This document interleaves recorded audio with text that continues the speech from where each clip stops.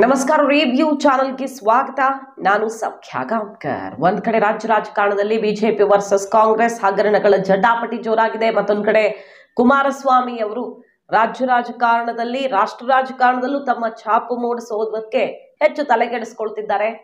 ಈ ಹೊತ್ತಲ್ಲಿ ಕಾದಿದೆಯ big shock ಕಮಲ ದಳಪಾಳಯಕ್ಕೆ. Yogeshwar, CP Yogeshwar ಅಚ್ಚರಿಯ ನಡೆ. ಬಿಜೆಪಿಗೆ ಕೈ ಕೊಟ್ಟೇ ಬಿಟ್ರ ಸಿಪಿವೈ. DK brothers ಖುಷಾದ್ರ. ಈ ಬೆಳವಣಿಗೆಯಿಂದ ಮಾಹಿತಿ ಮುಂದೆ ಇಡ್ತಾ ಇದೀವಿ. ಮಿಸ್ ಮಾಡಿದ್ರೆ ನಮ್ಮ ಚಾನಲ್ನ ಸಬ್ಸ್ಕ್ರೈಬ್ ಮಾಡಿ, ನಿಮ್ಮ ಅಭಿಪ್ರಾಯ ಕಮೆಂಟ್ ಮಾಡಿ ತಿಳಿಸಿ. ಎಸ್ ವೀಕ್ಷಕರೇ, ಇದೊಂದು ಬೈ ಎಲೆಕ್ಷನ್, ಚನ್ನಪಟ್ಟಣದ ಬೈ ಎಲೆಕ್ಷನ್ ಅಂತ ಅನಿಸಿದ್ರು ಪ್ರತಿಷ್ಠೆಯ ಸಮರ ಹೇಳಲೇಬೇಕಾಗಿಲ್ಲ. ಡಿಕೆ ಬ್ರದರ್ಸ್ ಎಷ್ಟು ತಲೆ ಕೆಡಿಸ್ಕೊಂಡಿದ್ದಾರೆ ಅಂತ ಗೊತ್ತು.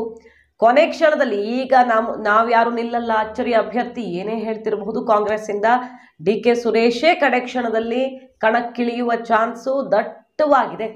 ಕುಮಾರಸ್ವಾಮಿ ಅವರು ಕೂಡ ದೇವೇಗೌಡರ ಕುಟುಂಬದಿಂದಾನೇ ನಿಲ್ಲಿಸೋದು ಅಂತ ಡೌಟೇ ಇಲ್ಲ. ಯಾಕಂದ್ರೆ ಬಿಜೆಪಿ ಹೈಕಮಾಂಡ್ ಕ್ಲಿಯರ್ ಮಾಡಿಬಿಟ್ಟಿದೆ, JDS ನ ಕ್ಷೇತ್ರ ನೀವು ಗೆದ್ದಿದ್ದು, ನೀವೇ ಡಿಸೈಡ್ ಮಾಡ್ಕೊಳ್ಳಿ, ನಾವೇನು ಕಿರಿಕ್ ಮಾಡಲ್ಲ. ರಾಜ್ಯ ನಾಯಕರು ಅಥವಾ ಅಲ್ಲಿ ಲೋಕಲ್ ಲೀಡರ್ಸ್ ಏನಾದರೂ ಮಾತಾಡ್ಕೊಳ್ಳಿ, ತಲೆ ಕೆಡಿಸ್ಕೊಳ್ಬೇಡಿ. ಬೈ ಎಲೆಕ್ಷನ್ ವಿಚಾರದಲ್ಲಿ ನಾವು ನಿಮಗೆ ಅಡ್ಡಗಾಲ್ ಹಾಕೋಕೆ ಬರಲ್ಲ, ಫೈನಲ್ ಮಾಡ್ಕೊಳ್ಳಿ, ಗೆಲ್ಲಿಸ್ಕೊಂಡು ಬರೋಣ ಅಂತ ಟಾಸ್ಕ್ ಕೊಟ್ಟಿದ್ದಾಗಿದೆ ಕುಮಾರಸ್ವಾಮಿ ಅವರಿಗೆ. ಅಮಿತ್ ಶಾ ಕ್ಲಿಯರ್ ಮಾಡೇ ಬಿಟ್ಟಿದ್ದಾರೆ. ಕುಮಾರಸ್ವಾಮಿ ಅವರು ಯೋಗೇಶ್ವರ್ ಅವ್ರನ್ನ ವಿಶ್ವಾಸಕ್ಕೆ ತಗೊಂಡು ಕೆಲಸ ಶುರು ಮಾಡಿ ಅಂತ JDS ನಾಯಕರಿಗೆ ಹೇಳಿದ್ದಾಗಿದೆ. ಅಂದ್ರೆ ಮೈತ್ರಿ ಇಂಪಾರ್ಟೆಂಟು, ಮೈತ್ರಿ ಹಾಳು ಮಾಡಲ್ಲ ನಾವು, ಆದ್ರೆ ಬಿಜೆಪಿಗೆ ಟಿಕೆಟ್ ಯಾವ ಕಾರಣಕ್ಕೂ ಕೊಡಲ್ಲ ಅಂತ ದಳಪತಿಗಳು ನಿರ್ಧಾರ ಮಾಡಿದ್ದಾಗಿದೆ. ಯಾಕಂದ್ರೆ ಬೇರೆ ಎರಡು ಕ್ಷೇತ್ರಗಳಲ್ಲಿ ಬಿಜೆಪಿ ಸ್ಪರ್ಧೆ ಮಾಡತ್ತಲ್ವಾ, ಸಂಡೂರು, ಶಿಗ್ಗಾವಿ.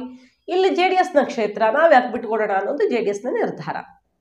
ಈಗ ಇದ್ರ ನಡುವೆ ಬಿಜೆಪಿ JDS ಎಲ್ಲಾದ್ರೂ ಸರಿ, ನಾವು ಯಾವ ಚಿಹ್ನೆ ಅಡಿ ಸ್ಪರ್ಧೆ ಮಾಡೋಕ್ಕೂ ಓಕೆ ಅಂತ ಅಲ್ಲಿ ತನಕ ಬಗ್ಗಿದಂಥ ಯೋಗೇಶ್ವರ್ಗೆ JDS ಚಿಹ್ನೆ ಅಡಿ ಸ್ಪರ್ಧೆಗೂ ನನಗೇನು ತಕರಾರಿಲ್ಲ ಅಂತ ಕುಮಾರಸ್ವಾಮಿ ಅವ್ರಿಗೆ ನೇರ ಸಂದೇಶ ಕೊಟ್ಟಂತ ಯೋಗೇಶ್ವರ್ ಅವ್ರಿಗೆ ಬಿಗ್ ಶಾಕ್ ಎದುರಾಯ್ತು.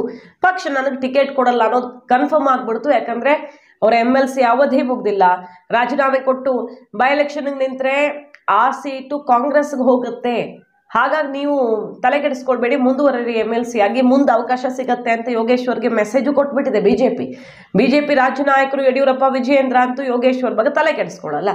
ಕುಮಾರಸ್ವಾಮಿ ಅವರೇ ನಿಮ್ಮ ಕ್ಷೇತ್ರ ನೋಡ್ಕೊಳ್ಳಿ ಅಂತ ರಾಜ್ಯ ನಾಯಕರು ಬಿಟ್ಟಿದ್ದಾಗಿದೆ. ಸೊ ಯೋಗೇಶ್ವರ್ ಬೆನ್ನಿಗೆ ಯಾರೂ ಇಲ್ಲ ಚನ್ನಪಟ್ಟಣದ ಟಿಕೆಟ್ ಅಂತ ಬಂದಾಗ. ಹಾಗಾಗಿ ಈಗ ಕಮಲ ದಳಕ್ಕೆ ಬಿಗ್ ಶಾಕ್ ಕೊಡೋದಕ್ಕೆ ನಿಂತಿದ್ದಾರೆ ಯೋಗೇಶ್ವರ್. ಸ್ವಾಭಿಮಾನಿ ಸಭೆಗೆ ಮುಹೂರ್ತ ಫಿಕ್ಸ್ ಆಗೇ ಬಿಟ್ಟಿದೆ. ಹಿಂದೆಲ್ಲ ಇಂಥದ್ದೇ ಆಗಿತ್ತು ಬೆಳವಣಿಗೆ. ಯೋಗೇಶ್ವರ್ ಅವರು ತನಗೆ ಮೋಸ ಆಯ್ತು ಅಂತ ಕಾಂಗ್ರೆಸ್ಗೆ ಸೆಡ್ಡು ಹೊಡೆದ್ರು. ಕೊನೆಗೆ ಅವ್ರಿಗೆ ಅವಕಾಶಗಳು ಬೇರೆ ಬೇರೆ ಕಡೆ ಸಿಗ್ತಾ ಬಂತು. ಯೋಗೇಶ್ವರ್ ಅಂದ್ರೆ ಅಲ್ಲಿಂದ ಇಲ್ಲಿಗೆ, ಇಲ್ಲಿಂದ ಅಲ್ಲಿಗೆ ಅನ್ನೋ ತರ ಆಗ್ಬಿಟ್ಟಿದೆ. ಯಾಕಂದ್ರೆ ಅವರೇ ಹೇಳ್ಕೊಳ್ಳೋ ರೀತಿಯಲ್ಲಿ ಪಕ್ಷದ ಒಳಗಡೆ ಹೊರಗಡೆ ಎಲ್ಲ ಕಡೆ ಎಲ್ಲಾ ಪಕ್ಷಗಳಲ್ಲೂ ನನಗೆ ದ್ವೇಷ ಮಾಡೋರೇ ಹೆಚ್ಚಿದ್ದಾರೆ, ಯಾರೂ ನನ್ನ ಸಪೋರ್ಟ್ ಮಾಡೋರು ಇಲ್ಲ ಅಂತ ಹೇಳ್ಕೊಳ್ತಾರೆ ಅವರು. ಅದೇ ರೀತಿಯಲ್ಲಿ ಈಗ ಮತ್ತೆ ಸ್ವಾಭಿಮಾನದ ಸಭೆಯನ್ನ ಕರೆದಿದ್ದಾರೆ. ಈ ಆಗಸ್ಟ್ ಶುರು ಆಗ್ತಾ ಇದ್ದ ಹಾಗೆ 2-3 ದಿನಗಳಲ್ಲಿ ಸಭೆ ನಡೆಯುತ್ತೆ. ಆಪ್ತರು, ಲೋಕಲ್ ಲೀಡರ್ಸು, ಪ್ರಮುಖರು, CPY ಬೆಂಬಲಿಗರು, ಬಿಜೆಪಿಯಲ್ಲಿ ಅವರ ಪರ ಇರುವಂಥವ್ರನ್ನೆಲ್ಲ ಸೇರಿಸುವ, ಪಕ್ಷಾತೀತವಾಗಿ ಅವರನ್ನ ಅವ್ರನ್ನ ಸೇರಿಸುವಂಥ ಮೀಟಿಂಗ್ ಇದು. ಸ್ವಾಭಿಮಾನಿ ಸಭೆ ಕರೆದಿದ್ದಾರೆ. ಶಕ್ತಿ ಪ್ರದರ್ಶನಕ್ಕೆ ನಿಂತೇ ಬಿಟ್ಟಿದ್ದಾರೆ ಯೋಗೇಶ್ವರ್. ಅವರದ್ದೇ ಆದಂಥ ಅಲ್ಲಿ ಪ್ರಭಾವ ಇನ್ನೂ ಉಳ್ಕೊಂಡಿದೆ. ಚನ್ನಪಟ್ಟಣ ಅಂದ್ರೆ ಯೋಗೇಶ್ವರ್ ಅವ್ರಿಗೆ ಅವರದ್ದೇ ಆದ ಹಿಡಿತಾ ಇದೆ, ವರ್ಚಸ್ಸಿದೆ. ಹಾಗಾಗಿ ಯಾವ ಕಾರಣಕ್ಕೂ ಹೆಜ್ಜೆ ಹಿಂದಿಡೋ ಮಾತೇ ಇಲ್ಲ ಅಂತ ಯೋಗೇಶ್ವರ್ ನಿರ್ಧಾರ ಮಾಡಿದ್ದಾಗಿದೆ. ಎಲ್ಲರ ಅಭಿಪ್ರಾಯ ಸಂಗ್ರಹ ಮಾಡುವಂತಹ ಮೀಟಿಂಗು. ಒಂದೋ ಸ್ವತಂತ್ರವಾಗಿ ಸ್ಪರ್ಧೆ ಮಾಡಿ ಬಿಜೆಪಿಗೆ ಸೆಡ್ ಹೊಡೆಯೋದು, ಮೈತ್ರಿಗೆ ಸೆಡ್ ಹೊಡೆಯೋದು, ಅದಂತೂ ಫಿಕ್ಸ್. ಟಿಕೆಟ್ ಸಿಕ್ಕಿಲ್ಲ ಅಂದ್ರೆ ಯೋಗೇಶ್ವರ್ ಸ್ವತಂತ್ರ ಅಭ್ಯರ್ಥಿ ಆಗ್ತಾರೆ, ಹೈಕಮಾಂಡ್ ಮನವೊಲಿಸೋ ಪ್ರಯತ್ನ ಮಾಡಬಹುದು. ಸದ್ಯಕ್ಕಂತೂ ಯೋಗೇಶ್ವರ್ ತೀರ್ಮಾನಿಸಿದ್ದಾಗಿದೆ, ನಾನು ಕೈ ಕಟ್ಕೊಂಡು ಕೂರಲ್ಲ ಅಂತ. ಮತ್ತೊಂದು ಕಡೆಗೆ ಕಾಂಗ್ರೆಸ್ ಇಂದ ಆಫರ್ ಬರಬಹುದು ಈ ಕ್ಷಣಕ್ಕೆ, ಹೇಳೋಕ್ಕಾಗಲ್ಲ. ಯೋಗೇಶ್ವರ್ ಅವರು ಮಧ್ಯೆ ಒಂದ್ಸಲ DK ಸುರೇಶ್ ಅವ್ರ ಜೊತೆಲ್ಲ ಕ್ಲೋಸ್ ಆಗಿದ್ರು, ಆಮೇಲೆ ಮತ್ತೆ ಬೇರೆ ರೀತಿಯಲ್ಲ ಆಯ್ತು. ರಾಜಕಾರಣದಲ್ಲಿ ಯಾವಾಗ ಹೇಗೆ ಬೇಕಾದ್ರೂ ಚಿತ್ರಣ ಬದಲಾಗತ್ತೆ. ಸುಮ್ಮನೆ DK ಸುರೇಶ್ ಅವ್ರನ್ನ ನಿಲ್ಲಿಸಿ ರಿಸ್ಕ್ ತಗೊಳ್ಳೋದು ಬೇಡ ಅಂತ DK ಬ್ರದರ್ಸ್ ಅಂದುಕೊಂಡ್ರೆ, ಹಿಡಿತಾ ಇರುವಂತ ಆ ಕ್ಷೇತ್ರದಲ್ಲಿ ಹಿಡಿತಾ ಇರುವಂತಹ ಯೋಗೇಶ್ವರ್ ಅವ್ರನ್ನೇ ನಿಲ್ಲಿಸಿಬಿಟ್ರೆ, ನಮ್ಮ ಬಲವೂ ಸೇರ್ಬಿಟ್ರೆ ಗೆಲುವು ಗ್ಯಾರಂಟಿ ಅನ್ನೋ ಲೆಕ್ಕಾಚಾರ ಹಾಕಿ ಗಾಳ ಹಾಕಬಹುದು. ಕಾಂಗ್ರೆಸ್ಗೆ ಅಂತ ನೋಡೋದಕ್ಕೆ ಹೋದ್ರಲ್ಲಿ ಬಲ ಅಷ್ಟಕ್ಕಷ್ಟೇ. ಒಂದು 30,000 ಮ್ಯಾಕ್ಸಿಮಮ್ ಅಲ್ಲಿ ಇತ್ತೀಚಿನ ವರ್ಷಗಳಲ್ಲಿ ಕಾಂಗ್ರೆಸ್ ವೋಟ್ ತಗೊಂಡಿದ್ದೆ 30,000. ಬಿಜೆಪಿ JDS ಇಬ್ರಿಗೂ ಬಲ ಇದೆ. ಯಾರನ್ನು ಕ್ಯಾಂಡಿಡೇಟ್ ಮಾಡಿದ್ರು ಮೈತ್ರಿಯಲ್ಲಿ ಹೋಗ್ಬಿಟ್ರೆ ಅಷ್ಟು ಸುಲಭ ಇಲ್ಲ ಕಾಂಗ್ರೆಸ್ಗೆ. ಹಾಗಾಗಿ ಯೋಗೇಶ್ವರ್ ಏನಾದರೂ ಸಿಕ್ಬಿಟ್ರೆ DK ಬ್ರದರ್ಸ್ಗೆ ದೊಡ್ಡ ಅಸ್ತ್ರವೇ ಸಿಕ್ಕಂಗಾಗತ್ತೆ. ಆ ಆಫರ್ ಬರೋದ್ರಲ್ಲಿ ಡೌಟ್ ಇಲ್ಲ.